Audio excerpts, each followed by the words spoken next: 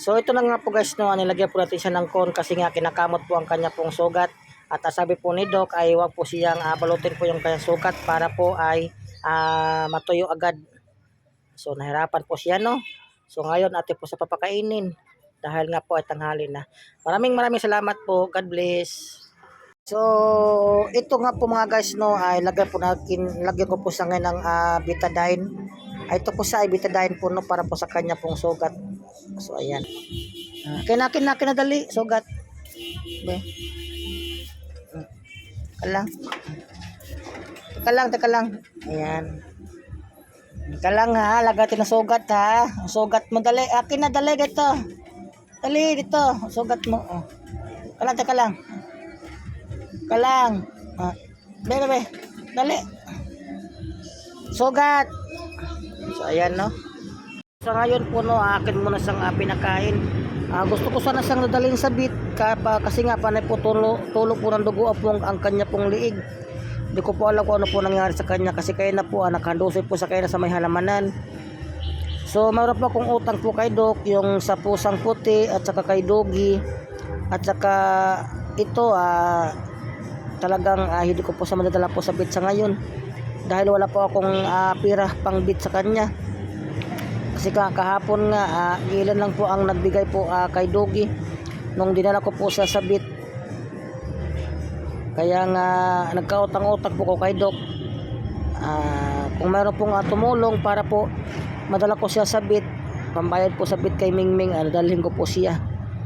So sa ngayon po ay dito po siya nag-i-stay sa ngayon sa may Petron. Pinakain ko muna siya ng manok po, no, adobong manok. So maraming salamat po. God bless.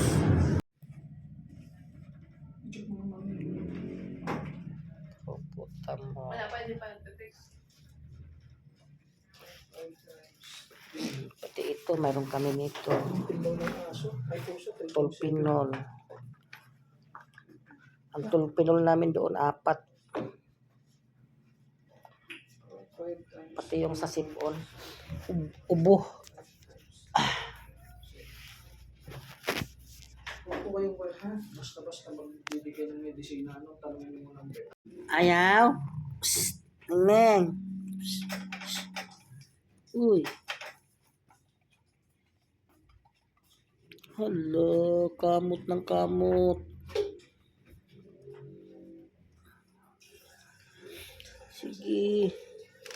Kamot. Oh, ng kamot, no?